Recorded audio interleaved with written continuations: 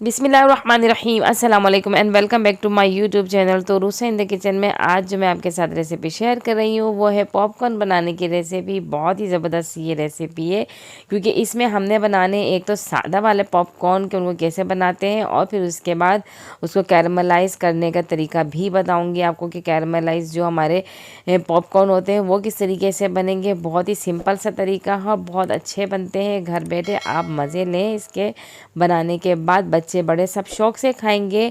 Channel पे नए हैं तो चैनल को सब्सक्राइब कर दें, साथ ही बेल आइकन को भी प्रेस करें और वीडियो एंड तक देखें बिना स्किप किए। कोई भी चीज़ आपने मिस नहीं करनी है क्योंकि ऐसी चीज़ें जो है ना आप घर में बनाएं तो ज़्यादा अच्छा रहता है। घर वाले जी भर के और शौक़ से खाते हैं।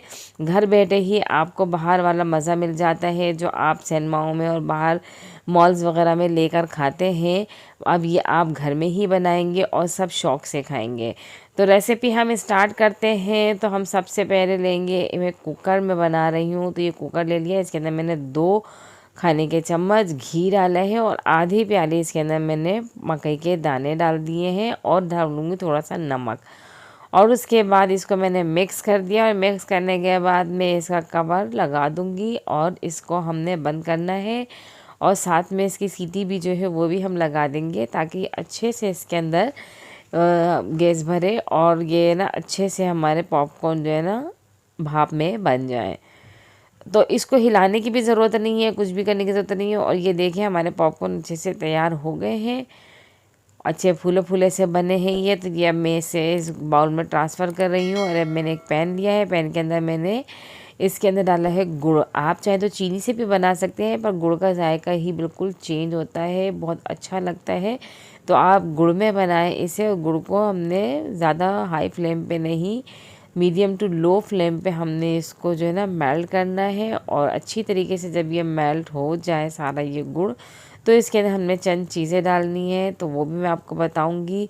ये देखिए बिल्कुल मेल्ट हो चुका है। हल्का हल्का सा अगर आपको लगे कि अभी नहीं हुआ है तो मज़ीद आप चमचा चलाते जाएं। चमचा आपने रोकना नहीं है क्योंकि अगर आपने चमचा रोक दिया तो जलने की स्मेल आने शुरू हो जाएगी। इसमें डाला है मैंने वनीला एसेंस के 3 कतरे और डाला है मैंने मक्खन इसके अंदर 1 खाने का चम्मच। ये डालने के बाद अच्छी तरीके से इसको मिक्स करूँगी कि जो हमारा मक्खन है इसके अंदर अच्छे से मेल्ट हो जाए। और जब मक्खन इसके अंदर अच्छे से मेल्ट हो जाए तो फिर उसके बाद हमने इसके अंदर डालना है मीठा सोडा।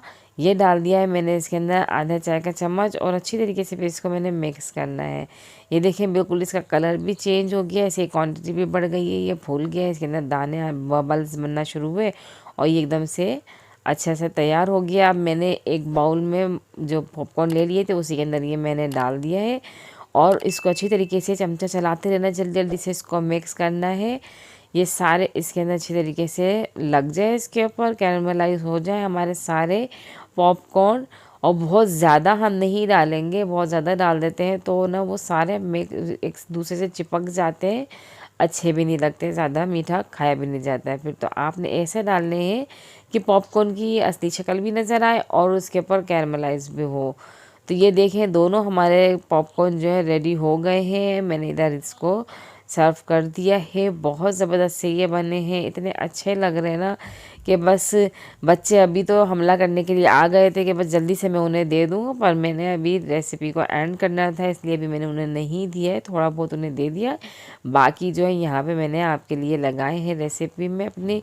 तो कैसी लगी आपको ये मेरी रेसिपी, आप मुझे फीडबैक दें इसका और अपने फ्रेंड्स एंड फैमिलीज़ के साथ शेयर भी करें। वीडियो अच्छी लगी है तो इसे लाइक भी करें और ऐसे ही मेरे चैनल के साथ जुड़े रहें, मुझे सपोर्ट करते रहें, मेरी वीडियोस को देखते रहें क्योंकि बहुत सी सिंपल सी रेसिपीज़ लेकर आती हूँ कि आसानी से आप इसे घर में बना लें।